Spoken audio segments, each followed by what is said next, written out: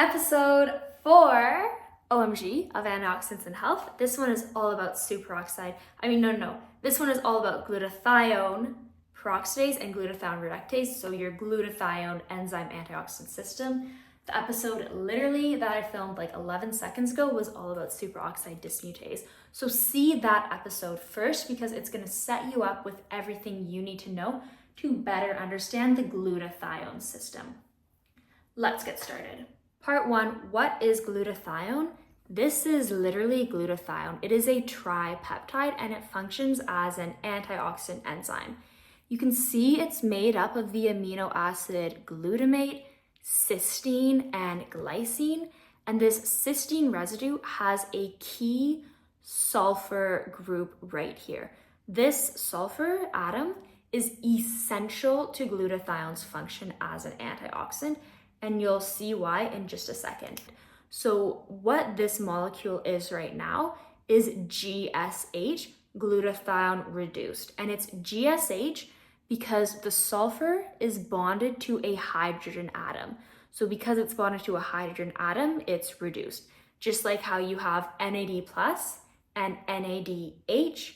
NAD plus is oxidized, NADH is reduced. So this is reduced glutathione, and this is kind of like step 1 of the glutathione antioxidant function. Glutathione is a tripeptide, so it's basically a protein, and it is encoded for in your DNA. So literally your body's instructions to make glutathione are coded for in your DNA. So any DNA mutation or DNA damage, if that's affecting the genes coding for glutathione synthesis, that can impair your body's ability to either make glutathione at all or make it in high enough quantities to actually function properly. Glutathione is not only able to function as an antioxidant, it also plays a critical role in detox. So in your liver, glutathione is aiding in conjugation reactions. These are basically reactions that are dealing with heavy metal detox or detox of other xenobiotics, foreign molecules, or toxic molecules, drugs, and toxic substances. So glutathione functions as an antioxidant, but also in liver detox. This is probably your body's most potent, powerful antioxidant enzyme because it is so versatile. And also because it literally just shows up in like all your body systems and is very good at doing what it does. Part 3, high-level overview, glutathione mechanism of action. I don't know about you, but to me, this looks super exciting. So let's get into it. Here is glutathione reduced. Here's glutathione oxidized. The critical difference is that on this cysteine residue, here we have an SH, so the sulfur atom is reduced. Here we have S bonding with S, so sulfur bonding with sulfur. This is a covalent bond and it is a disulfide bridge. Here we have glutathione reductase, and glutathione reductase mechanism or biochemical pathway, its job, it reacts GSSG, glutathione oxidized, with NADPH to yield GSH, glutathione reduced, and NADP+. This is glutathione peroxidase. It reacts glutathione reduced with nasty hydrogen peroxide to make water. This whole thing is a cycle, and you always need an input of hydrogen peroxide and an input of NADPH to allow the cycle to spin. And then, of course, you also need glutathione here. I'm switching arms because my arm is getting really tired, and I still want to show you what's actually happening. So what the frick is actually happening? Hydrogen peroxide, reactive oxygen species, shows up in your cell.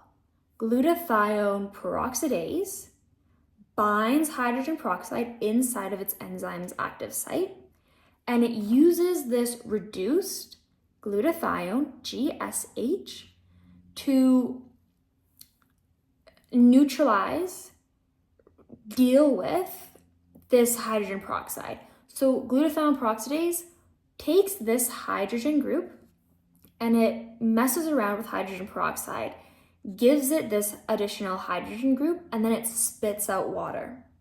There should be 2 of these, by the way. There should be 2 glutathiones here. This should be 2-GSH. This has been fed into glutathione peroxidase. Now we've neutralized hydrogen peroxide. This is really, really awesome. One teensy weensy little problem though is now we have GSSG, glutathione oxidized. See that neither of these S's are holding onto an H? Well, the only reason why glutathione GSH was able to function as an antioxidant was because he was able to give glutathione peroxidase this H, and glutathione peroxidase was able to use that H to neutralize hydrogen peroxide.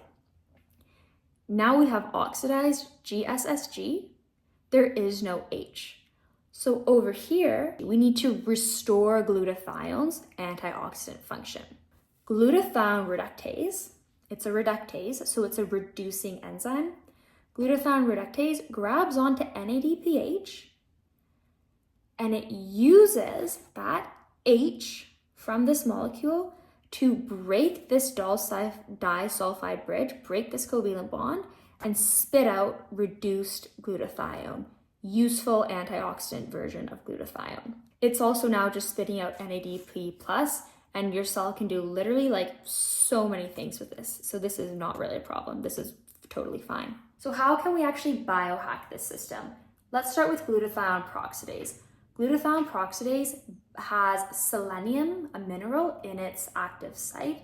This selenium is critical to glutathione's function as a detox enzyme and as an antioxidant enzyme. Selenium, if you have deficiencies in this mineral, this molecule can't do its job and this whole system is gonna collapse or become impaired. It's gonna limit this system's ability to detoxify heavy metals, detoxify drugs and toxins, and actually function as an antioxidant. Selenium is rich in salmon skin and Brazil nuts. So for me, whenever I'm cooking salmon, I always get wild sockeye salmon and I cook it with the skin on. And then every morning I'll have like 1 or 2 Brazil nuts. Keep your Brazil nuts in the freezer as well because they're pretty susceptible to going moldy, and also because they have so much fats. Keeping the fats in a cold, dark place just helps keep them in a higher quality. It helps prevent oxidation or rancidity from occurring within the fatty acid molecule. Glutathione reductase cannot function without NADPH. NADPH is nicotinamide adenine dinucleotide phosphate.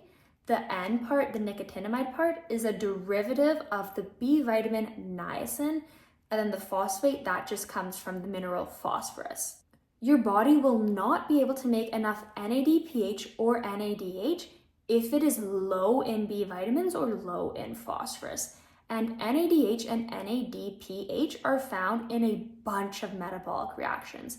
So we see this molecule showing up in fatty acid oxidation, sugar oxidation, so like burning sugar for energy, and liver detox as well.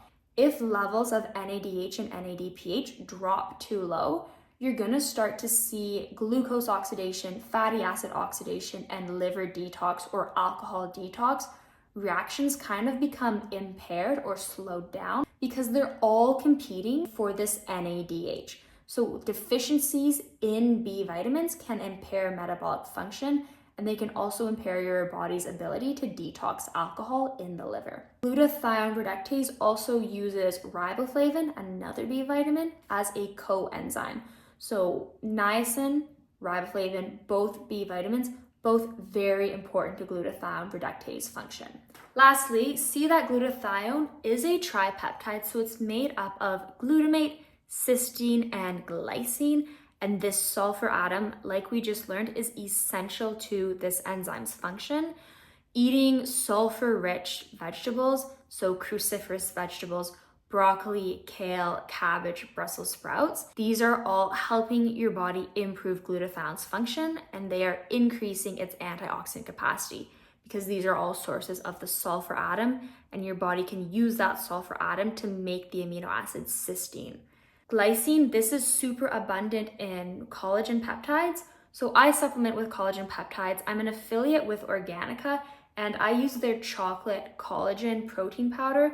It is a really great source of glycine that is helping your body with detox, with antioxidant functions, but also it's great for skin health because it's contributing to collagen synthesis. Glutamate, you can supplement with glutamate as well. I'm not sure if cysteine is like commonly supplemented with, but glutamate and glycine definitely are. This concludes episode 4 of Antioxidants and Free Radicals. I think this stuff is so freaking cool and exciting, and I hope you do too. Comment in the comments what you learned. If you like this video, like, follow, and subscribe. It helps me put more time, energy, and resources into making these better for you. I also did a complete series on organic chemistry for biohackers, so go to my YouTube channel and check out that whole series. It will get you up to speed on everything you need to know about organic chemistry for biohackers. And I'll see you in the next episode of Free Radicals and Antioxidants. So have such a rocking day. Goodbye, everybody.